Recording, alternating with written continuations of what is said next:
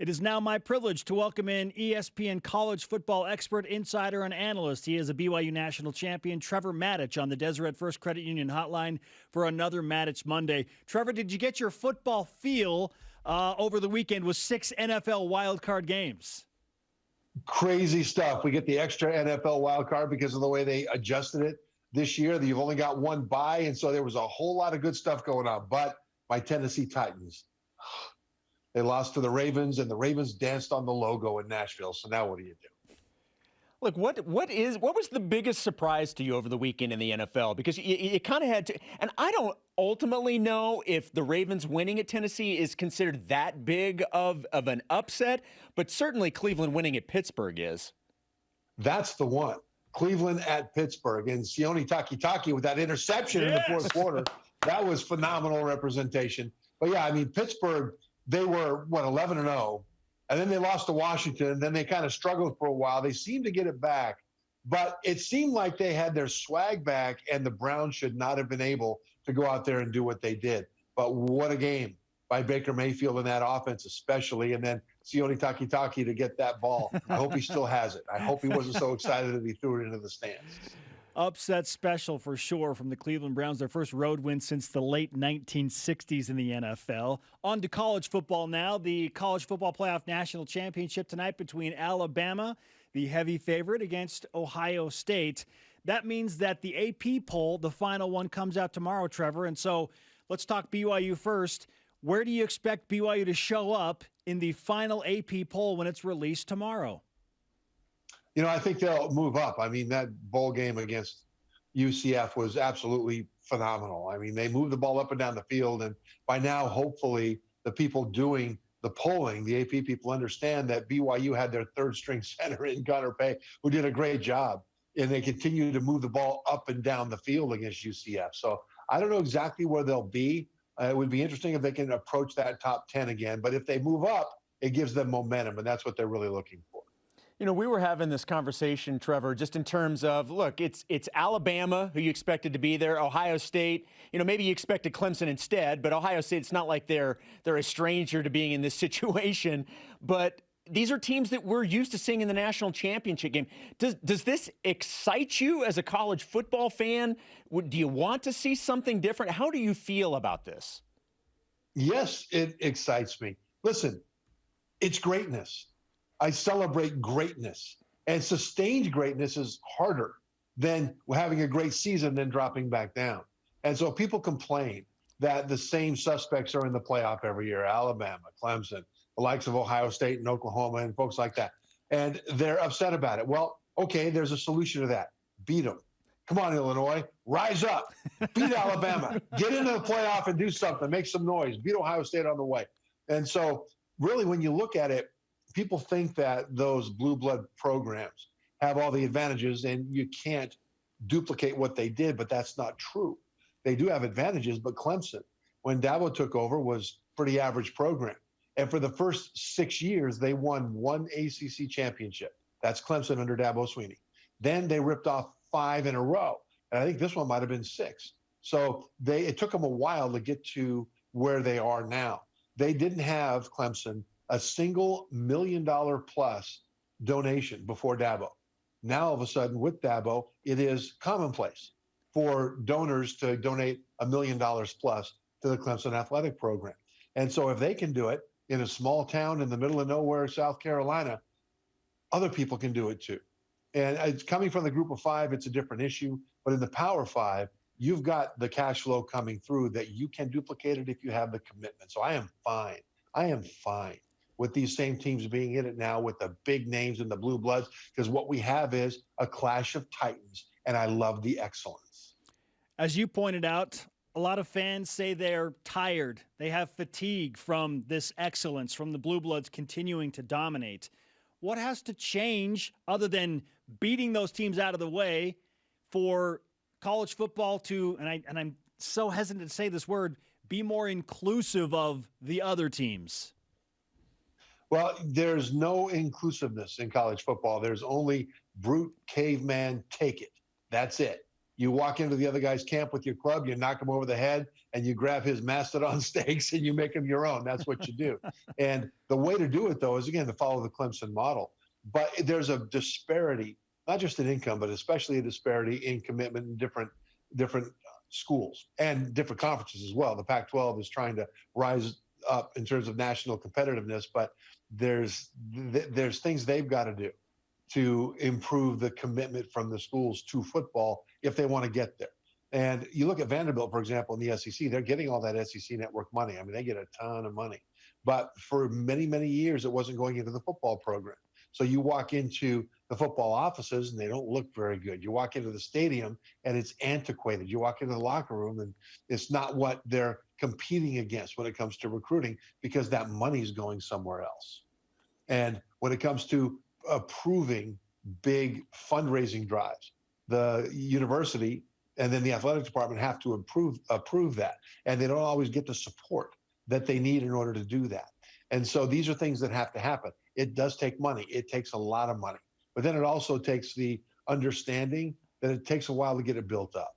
And anymore, if you don't win in 3 or 4 years as a coach, you're out. Well, remember, Dabo under that standard would have been out before he started his run of ACC championships and then national championships. And so it's also a matter of perspective. I think social media hurts programs that are trying to do that more than it helps, because things get so hot when coaches are struggling that they don't have the time necessarily. Keep in mind that what athletic directors want out of their coach is not necessarily to win. The first priority is the athletic director is thinking, coach, don't get me fired, right? And so a lot of times they will have a shorter fuse in terms of what they're willing to give to that coach in terms of time to build. And I see coaches like in Texas, Tom Herman, was there for, 4 years. He's got a terrific young core of players coming up for next year, and he wasn't given the opportunity to coach those guys because it didn't happen fast enough. Okay, in this microwave society, we're not doing what the Dabo model was, and I think that's what needs to happen. If you're in the camp of wanting to see some different teams at the end of the season playing for the national championship, there are a couple of options that would at least seem like possibilities to do that. One is that the current, 4-team situation, maybe the college football committee changes the requirements or the protocols that will allow other people into the current 4-team model, or you just simply expand the college football playoff. Which do you think is more likely? Well, I think if you expanded the playoff, you'd still end up with the same top 4, and you still end up with the same top 2 most years. Somebody could get hot and win a couple of playoff games. You'd have to win more than one if you expand the playoff. So Boise State against Oklahoma, something like that, would not be as available, because now you got to back it up and do it again after you've been pounded down as a smaller team. But I'm for expanding the playoff to 8 teams. But it's not because I want more opportunity for teams to play. It's because the way the 4-team format is right now and the way the committee handles it has been detrimental to the value of conference championship races. And I think that's really bad. The way the committee treats conference championship races is as basically a regional sideshow. And the conference championship game is an extra data point that they'll have to evaluate. And the championship itself is a tiebreaker to be applied at the end of the process if they couldn't differentiate teams by other means that they think are more important. Well, to me, that's bad, because one of the things that's been great about college football for a century is these championship races. And if you have an 8-team playoff where you've got 5 Power 5 champions, regardless of record, that are in the playoff, and then 3 at large to clean up the rest, every single region of the country has national interest. Every region has reason to stay with it, even if their team, their champion, may have lost a couple of games early. And now their best teams don't have a possibility of being in the playoffs because they're out of it in September, but then they get hot at the end, right? Well, those fans have a reason to care about the national picture.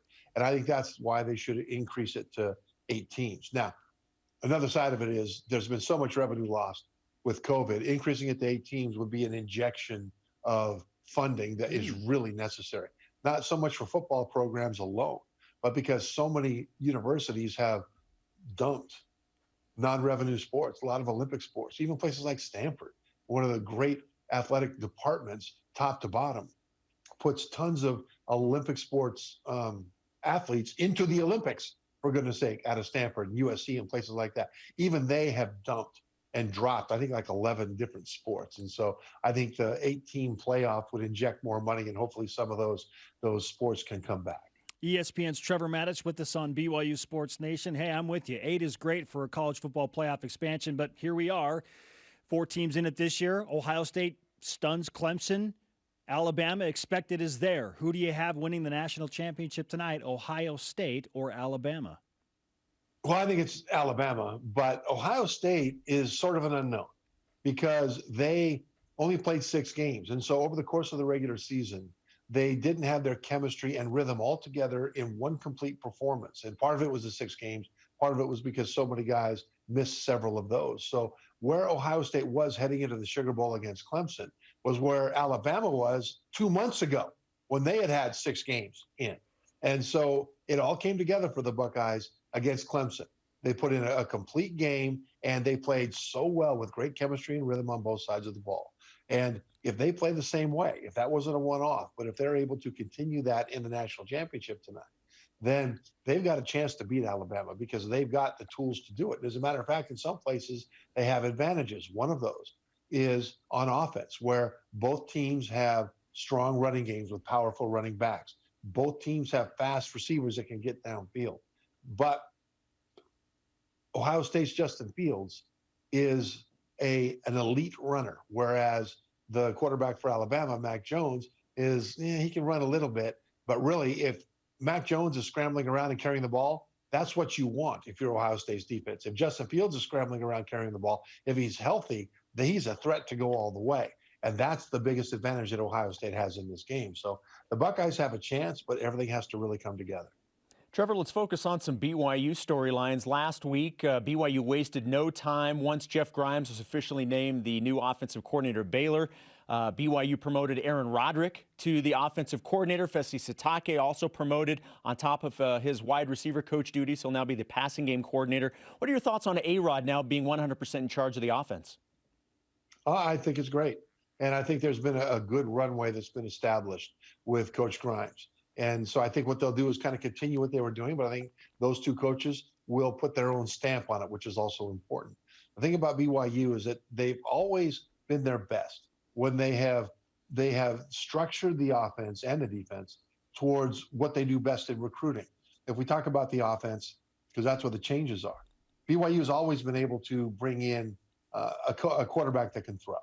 They are historically good at tight end, and they are especially historically good at offensive line. They can bring in big road graders on that offensive line. If they can develop them into a cohesive whole, then they're going to be strong there.